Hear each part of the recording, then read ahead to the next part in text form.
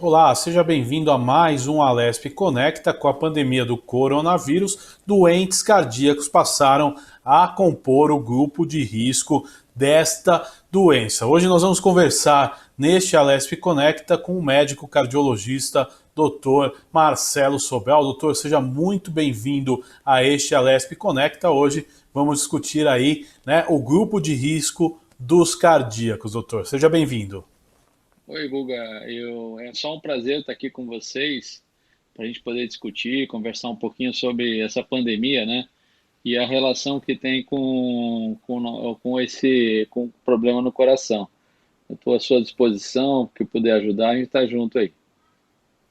Doutor, hoje mesmo, né, o governo do estado anunciou uma expansão na UTI do INCOR, né, do Instituto do Coração, exatamente para atender doentes com o coronavírus que têm problemas cardíacos. Por que, que o cardíaco ele está no grupo de risco e lidera, né, até agora o número de mortes, né, das comorbidades, né? As pessoas que têm comorbidades, né? Os cardíacos são os campeões aí nas mortes. Por quê, doutor?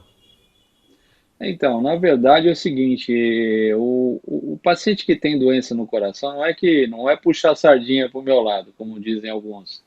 Mas o coração é um órgão extremamente importante, né? Como todo mundo sabe, é um órgão único, né? É diferente do rim, que tem dois, é diferente do pulmão, que se tem um problema nenhum, a gente tira um e deixa o outro. O cérebro e o coração são órgãos bem únicos e quando a doença acomete é bem complicado. E um doente com problema no coração, assim como outras doenças, aí vale para outras doenças, já tem um desequilíbrio, né? Ou esse paciente já é um pouco desequilibrado e com a medicação e com a orientação, esse paciente acaba se equilibrando. O que que nós médicos fazemos com doente com problema no coração? É tentar equilibrá-lo da melhor maneira possível, ou com medicamento, com orientação, né? Ou com a dieta. E o vírus, ele entra nessa para desequilibrar, que o vírus ele não tem responsabilidade nenhuma, ele chega e ele quer uma célula, o coronavírus, para se multiplicar. E nessa entrada no corpo humano, quem tiver algum tipo de complicação, algum tipo de desequilíbrio, esse vírus ele vai aproveitar e vai desequilibrar mais ainda. Por isso que os pacientes com algum tipo de problema, alguns problemas de infarto e outras doenças mais graves, ou até são doenças graves, mas controláveis, que é a hipertensão arterial. Quando o vírus acomete um paciente hipertenso, acaba gerando uma inflamação muito grande, um desequilíbrio muito grande e acaba levando esse paciente a um grave problema, com certeza. Agora, doutor, por que que isso acontece, né? Tem muito a ver com o processo inflamatório, né? As pessoas que Exato. têm, eu pergunto aqui como leigo, né? As pessoas que têm problemas cardíacos, elas têm mais inflamação, é isso? Geralmente ela já tem um desequilíbrio e um processo inflamatório mais deflagrado que a população normal, né? E também, independente da pessoa ter problema no coração, isso vai de pessoa a pessoa. O vírus, quando ele entra, ele é um organismo externo. O nosso corpo, ele tende a reagir mandando o exército nosso, né, que seriam os leucócitos, os macrófagos, as células de defesa. Em algumas pessoas, esse é um processo normal, que as pessoas acabam tendo isso nem percebendo. Agora, existem outras pessoas, às vezes, que, como a gente fala, que a imunidade está baixa, que não tem uma resposta muito automática a isso, né? Então, por isso que o vírus acaba crescendo, crescendo, e com isso acaba uma resposta aumentando, aumentando, aumentando, sendo ineficiente, aumenta, aumenta, aumenta, e acaba virando uma complicação muito grande, porque a resposta inflamatória acaba sendo muito alta, ineficiente, e isso o pulmão ele sofre muito. Um dos principais problemas dessa pandemia, desse vírus, né, na verdade, que gerou essa pandemia, é um problema pulmonar. Olha, doutor, Marcelo Sobel, é muito importante também, pessoas que teoricamente são sadias, não têm problemas cardíacos, elas podem desenvolver um problema cardíaco por ter pego o coronavírus? Já existe alguns relatos disso, doutor? Sei que é um vírus novo, Ó, né? Os estudos ainda não avançaram, talvez, né, a esse ponto. Mas tem algum relato? não, esse é muito raro. As pessoas que se contaminam com o vírus dessa atual pandemia, é muito raro desenvolver um problema no coração. O contrário é verdadeiro. Quem tem problema no coração, quem tem diabetes, quem tem hipertensão e outras doenças que levam a imunidade um pouquinho mais para baixo, elas agravam a doença.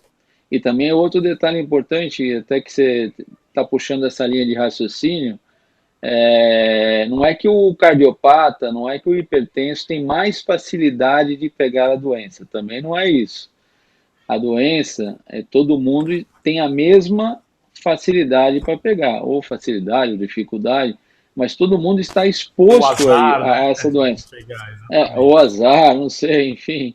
Mas todo mundo está exposto a essa doença na mesma De maneira igual, né, probabilidade, doutor? Isso é importante de, a ma gente de, mane esclarecer. de maneira igual. Só que aí, quando o vírus entra no corpo de uma pessoa, aí que começa a história. Se essa pessoa tiver problema no coração, tiver diabetes, tiver hipertensão, tiver uma imunidade baixa, se for um idoso, porque o idoso geralmente ele tem uma imunidade um pouquinho mais baixa e a resposta inflamatória a agentes externos são mais lentas, essa resposta é mais lenta. Então, não é que tem mais facilidade de pegar, isso é importante a gente divulgar.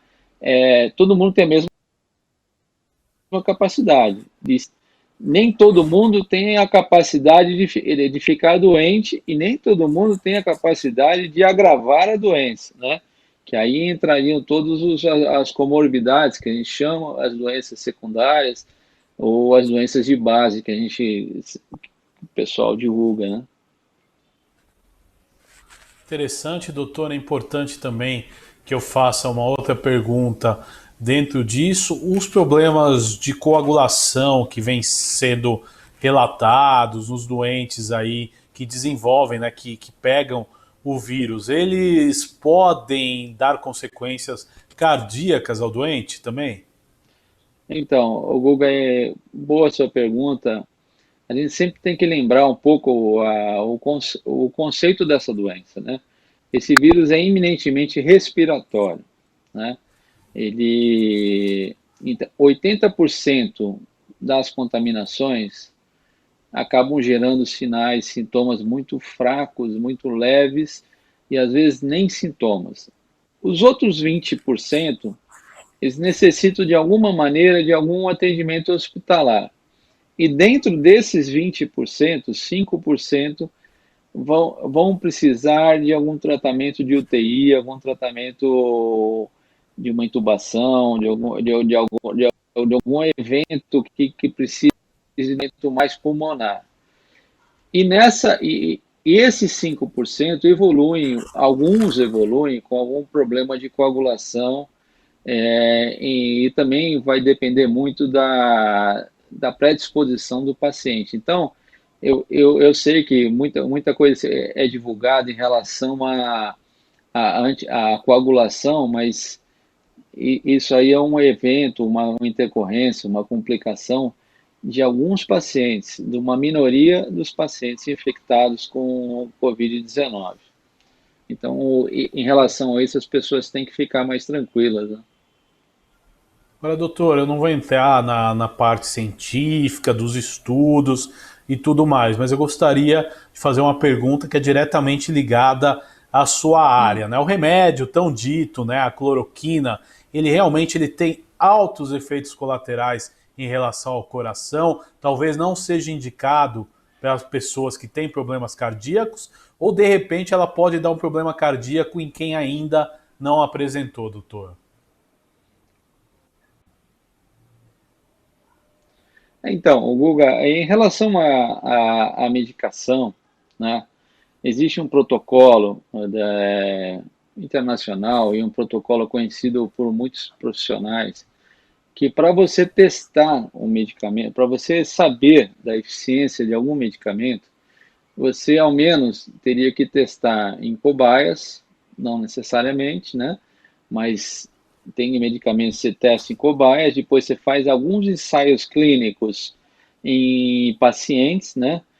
E acompanha a médio, longo prazo, curto, médio e longo prazo, né? Para você ver o quê? Para você ver a eficiência da medicação, para você ver, para as pessoas identificar, para os profissionais da saúde identificarem se existe algum efeito colateral, né? E daí pesar o custo-benefício, se compensa colocar essa medicação ou não, né?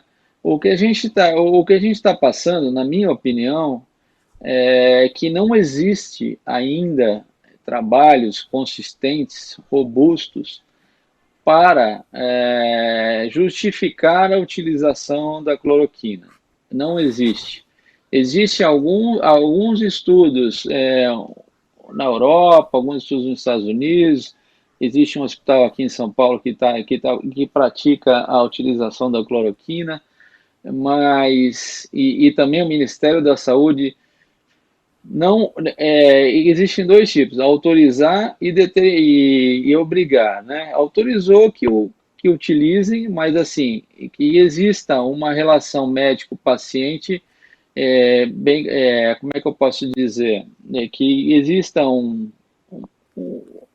que o médico e o paciente combinem esse tipo de tratamento, porque ainda não existem resultados sólidos do benefício. E uma coisa que eu vou te falar que eu acho que é o mais importante, eu acho que é o que você está me perguntando, eu acho que que a maioria das pessoas estão perguntando, querem saber. Nós estamos vivendo uma pandemia que não é que 80% das pessoas que se contaminam, elas não têm efeitos muito graves. Então, é diferente se fosse uma doença que a pessoa pegasse a doença e falecesse logo após, tivesse uma mortalidade, por exemplo, de 80%, 90%. A letalidade é muito baixa, né? Hoje no Brasil está 8%, mas provavelmente deve ser menos, porque não fazemos testes em todo o mundo, né? Porque eu costumo falar o seguinte, a morte, a gente já sabe quem morreu, né? Porque tem atestado de óbito, a morte está ali. Pode ser que a gente não tenha o diagnóstico, mas existe uma suspeita de diagnóstico, mas ela está ali assinada no atestado de óbito. Agora, quem se contaminou, nós não sabemos, né? Esses resultados que estão saindo aí é que ou tem algum princípio de sintoma, ou tiveram um sintoma moderado e fizeram o exame. Agora, existem pessoas que não fizeram o exame, que provavelmente pegaram e nem souberam que pegaram, e esse número é muito maior, né? O Brasil, na minha concepção, é um país que equivale a um continente, né?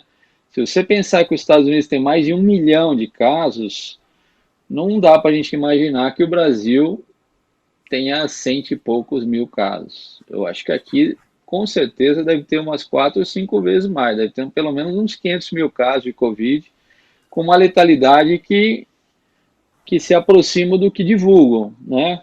Não, com a letalidade não, com os óbitos que proporcionalmente eles falam aí, né? Eu acho que até um pouco mais, o Doutor, dobro. até para complementar, né, em muitos países do mundo, né, não chegou a 3% os índices, né, de mortalidade, Exato. 3,5%. Quer dizer, se o nosso está em 8, né, a conclusão que a gente chega, qual que é? Que realmente não testamos o suficiente, né, doutor?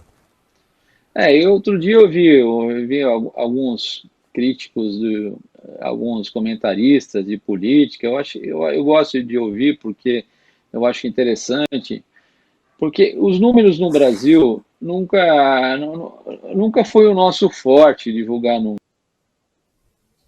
né? Principalmente na medicina, em outras áreas, a gente sempre se baseou em números de fora, números americanos, números europeus, porque a gente não tem essa cultura de ter de fazer uma estatística muito precisa, né? E como a gente não está testando ninguém, só testa quem está doente, então a gente vai ter um número de doentes, que são só os testados, e os óbitos a gente vai ter, porque isso vai no atestado de óbito, vai no cartório ali. Então, e o questionamento em relação aos óbitos é se eles colocam a causa realmente se foi Covid ou não. Então, isso a gente pode ter um erro, de 2 vezes a mais, mas agora, em relação aos números de casos, eu acho que a gente é muito subestimado. Eu imagino que o país do tamanho que a gente em comparação com os Estados Unidos tem mais de 1 milhão de casos testados e positivos. E por que a gente estaria em torno de 100 e poucos mil, né? Mas isso atrapalha no diagnóstico, porque se você tem 100 e poucos mil, 200 mil e uma quantidade de óbito que estão definindo e estão divulgando, a letalidade ela sobe. Se você tiver um número maior de infectados e com o mesmo número de óbito, a letalidade ela fica menor, como muito bem que você falou, em torno de 3%. Então é uma doença que tem uma letalidade muito baixa. Então, só voltando àquele assunto da cloroquina, eu acho assim, quando a gente tem uma doença, que eu costumo sempre falar para os meus pacientes, para os meus alunos, que eu dou aula também, quando que a gente indica um procedimento cirúrgico ou um procedimento clínico? Quando esse procedimento ele tem um risco menor que a evolução natural, né?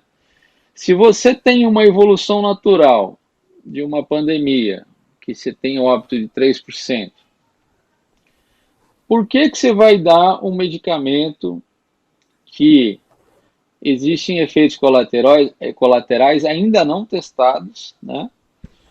E ainda pode ter até testado, a gente pode ter até uma visão de 1 mês, 2 meses, porque a pandemia é nova, mas a gente não sabe daqui 1 ano, a gente não sabe daqui 2 anos.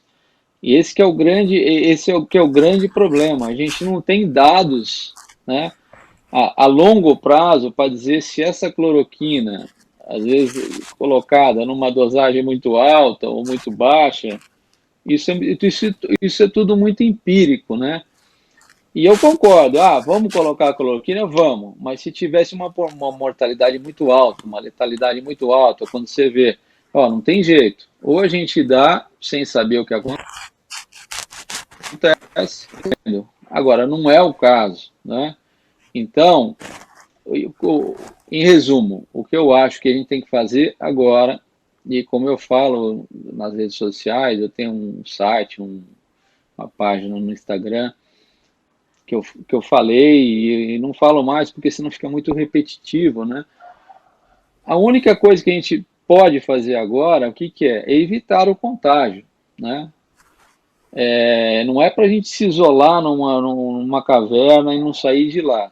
Agora, é sabido que uma distância de 2 metros entre você e outra pessoa você pode transmitir, então não fica muito próximo. A máscara foi uma alternativa muito importante no sentido, ela não é tão útil, né? Porque pouca gente, eu acho que a minoria das pessoas sabe usar máscara, mas ela evita de certa maneira que as partículas de saliva, potencialmente com algum vírus que esteja, ela ganha uma proporção maior de distância, né? Ela fica retida na máscara. Mas isso não quer dizer que se a pessoa encostar na máscara dela, se estiver contaminada e encostar no filho, ela vai passar para o filho, né? Mas são mecanismos, foram alternativas para a gente tentar amenizar um pouco a solução, né? O problema, quer dizer, desculpa.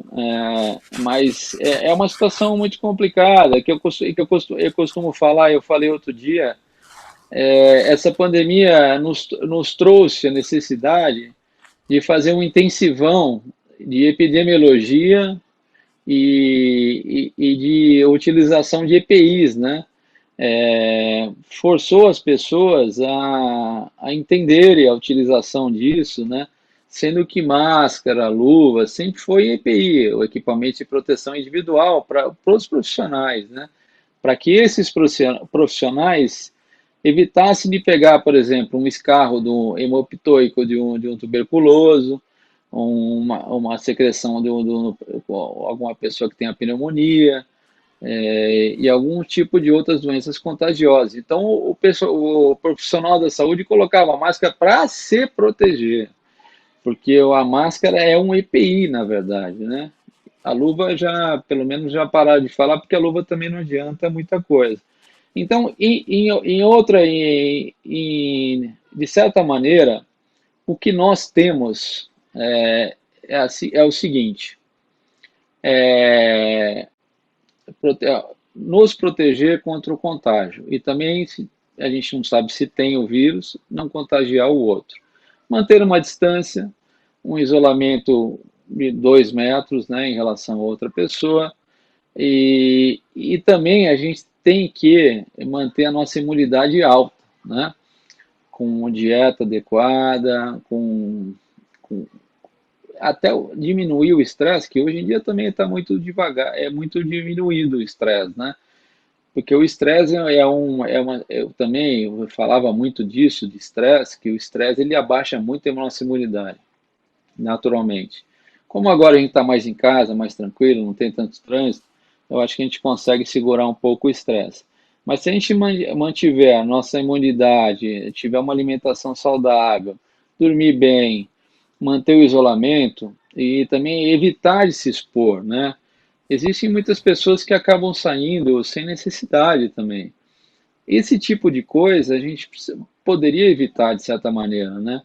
Porque a cloroquina não vai salvar, não vai resolver, né? Ela é uma alternativa, vamos dizer assim, para uma situação mais desesperadora. Mas a gente não está nessa situação desesperadora, né? A gente tem algumas condições e algumas alternativas antes disso, né? Esse isolamento que todo mundo prega, né? Agora, doutor, é importante, né, a gente aproveitar esse programa para discutir também, né, por exemplo, os dados de procura da emergência do INCOR em problemas cardíacos caíram nos últimos meses até 60%. Muita gente acaba morrendo de infarto em casa, porque sente dores, né, tenta segurar ao máximo a dor com medo de procurar o pronto-socorro e ter o risco, né, de contrair a Covid-19 e acabaram, por exemplo, muitos morrendo em casa. Só que é muito mais sério você ter um infarto, né, do que a própria Covid, né? Eu gostaria que o Exato. senhor falasse sobre isso. Então, isso é muito importante, né? A gente fala do infarto que seria o fim da linha, né? Mas essa pessoa que infarta, ela também, provavelmente ela já vem seguindo um tratamento. E o mais importante dessa fase que a gente vive, que as pessoas, os cardiopatas, porque uma pessoa que infarta e ninguém sabe que ela tinha doença no coração, isso é muito raro, né? Geralmente a pessoa já tem uma dor, ou já tem um histórico de dislipidemia, já tem um histórico de diabetes, já tem um histórico de hipertensão, de sedentarismo, já eventualmente já frequenta um cardiologista. E o mais importante, como você frisou aí, é as pessoas que tiverem algum tipo de problema, sempre tomar medicação, né? Em hipótese alguma, parar a medicação. Foi vinculado um tempo atrás que alguns medicamentos para hipertensão, por exemplo, aqueles bloqueadores de ECA, enzima conversora da angiotensina, elas propiciavam o crescimento viral, né? E isso tem um pouco de verdade, um pouco de exagero e também é uma informação que a gente pode deixar de lado. Eu vou explicar por quê. Porque o vírus, quando ele entra no nosso corpo, ele usa essa enzima, chamada enzima conversora da angiotensina, e usa essa enzima para crescer. O remédio antihipertensivo, que é o captopril, enalapril, que distribui no posto, eles inibem essa enzima, né? Então, acabaram lá atrás fazendo uma relação. Se eu tomar o remédio, eu vou propiciar o crescimento do vírus. Então, mas isso foi excluído, né? Isso não dá para nem pensar nisso. Qualquer remédio que as pessoas tomem de hipertensão, diabetes e para insuficiência cardíaca tem que continuar tomando e qualquer sinal de dor no peito, de alteração na rotina de vida, tem que procurar o hospital, porque como bem você falou, não dá para as pessoas evitarem o hospital porque tem contaminação por coronavírus. O coronavírus ele mata muito menos que doença no coração, que diabetes, que câncer, né? E outras doenças. Então, na verdade, a gente está vivendo uma pandemia, né? Precisamos resolver isso, né? Para a gente caminhar, né? Porque a nossa vida não, evidentemente, não vai ser só isso, né? Não existe só essa doença no mundo, né? A gente precisa arrumar a casa, vamos dizer assim, para a gente se habituar com ela, né? Que ainda não fizemos isso, ainda existe muita incerteza em relação a isso, mas a letalidade não é tão alta como outros tipos de doença, mas é uma doença que está assustando muito, está dando muito problema, exatamente porque a gente não chegou no consenso, ainda não chegamos num protocolo de atendimento para essa doença, né? Por isso que está postergando, porque se tivesse um protocolo definido, se já tivéssemos conhecimento dessa doença, se fosse outro tipo de vírus, né? O sarampo, por exemplo, o sarampo é uma doença muito grave. O HN1 também matou muita gente, né? Só que essa aí veio e pegou no mundo inteiro, então gerou um medo, uma insegurança em todo mundo. Mas eu acredito que a curto, médio prazo a gente vai arrumar a solução para isso e vamos tocar a vida, porque a gente tem que tocar a vida, né? A gente não pode também ficar vibrando, porque existem milhões de doenças, né? Senão não existia medicina, se fosse só uma doença. Exato. Exato. Agora deixa eu lhe fazer uma pergunta, por exemplo. E as pessoas que Oi. mantêm seu check-up ok, porém repetem todo ano. E nessa época de pandemia acabaram deixando isso de lado, né? Por uma questão de dificuldade de sair de casa, complicação de marcar consulta, de fazer exames e tudo mais. Pessoas que teoricamente estavam saudáveis, elas podem ter complicações cardíacas de uma hora para outra ou é um processo? Como funciona? Não, é um processo, né? O que a gente costuma falar de um ano para outro muda muito pouca coisa, né? Se a pessoa vem fazendo um check-up anualmente, um atraso de 1, 2, 3, 4 meses não vai fazer diferença, né?